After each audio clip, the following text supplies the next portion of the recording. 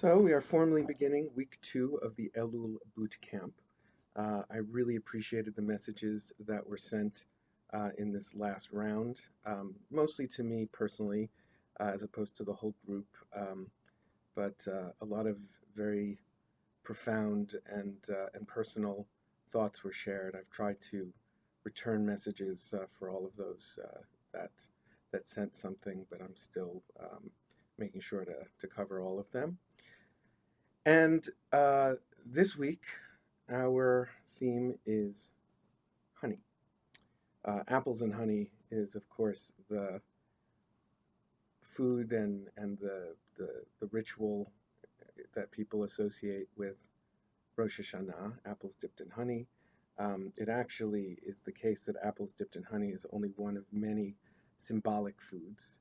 But the honey along with the apples is a very interesting part of celebrating Rosh Hashanah. It's not only for apples and honey, but it's also the challah is often dipped in honey, and in fact, honey is used on the challah for other occasions, like the first year of marriage. Traditionally, honey is used as opposed to salt, which is normally used. So, honey as a sign of sweetness has a deep connection. One other thing about honey before we get into the idea of the exercise in the first place, the other place where we hear honey is milk and honey, that Israel is the land of chalav udavash, milk and honey. But the honey that is referred to there is most likely date honey, a kind of honey that you can make from dates. You can get it, silan is what it's called. Particularly sad story in our family is buying silan, thinking that it doesn't count as a liquid and having the TSA agent pour it out in front of us. That was unfortunate. But this honey, of course, is bee honey. It comes in its nice container so we know. And that's what I wanted to get at. Honey is a very special substance. For one thing, it is the answer to a trivia question, which is something that is made by an animal that isn't kosher that we are allowed to eat.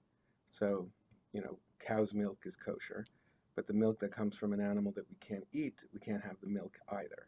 And anything that's produced from an animal that is not amongst the kosher animals is not kosher. But bees, which are not kosher, most insects aren't, very, very, very few exceptions, has make the honey, and honey is absolutely kosher. Probably part of the idea is that the bees don't actually produce the honey completely. They are pollinator. They bring the pollen from flower to flower, and then create the honey. But there is certainly a process that involves the bees.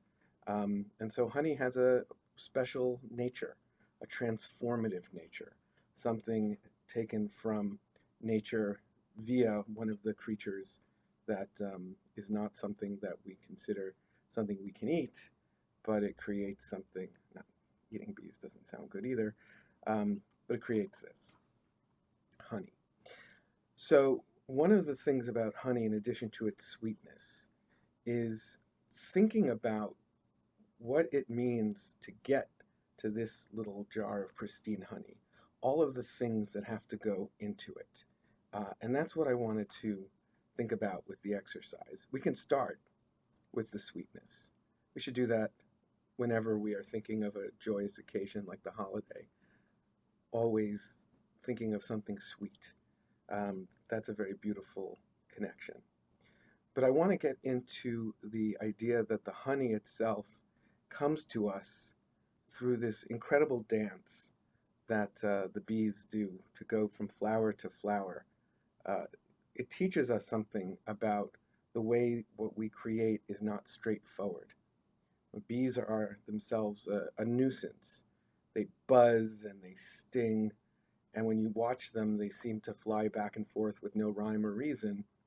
And, what they create, part of nature, you might be allergic to it, it might be too sweet, but our lives actually depend on what these bees do. Whether you eat the honey or not, it's the bees moving the pollen around and pollinating the flowers and allowing new flowers to germinate is one of the major systems that keep us alive. And it's amazing to think about, right? I mean, bees on their own don't seem that important, maybe even seem something we don't want around. But when you put them all together, they literally sustain life. And in the bargain, they also create something sweet that we are able to enjoy if honey is your thing. What I think is amazing about this is it teaches us that things that look random sometimes create things that we couldn't imagine with it. So I want to take a moment, and you'll see the exercises below, to think about the power of such creation in our life. There's the straightforward things that we try to do, and there's the sweetness that we try to savor.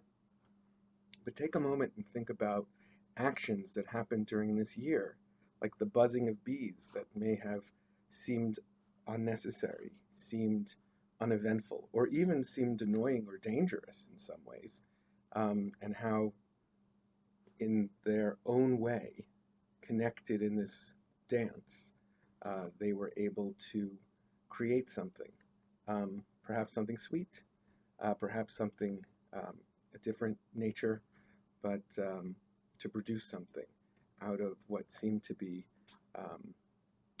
possibly something unpromising before. So I'm going to let you look at the exercise. I'm going to have a little bit of honey. Baruch atah Adonai Eloheinu melech haolam shakol niyeh bidvaro. Very sweet.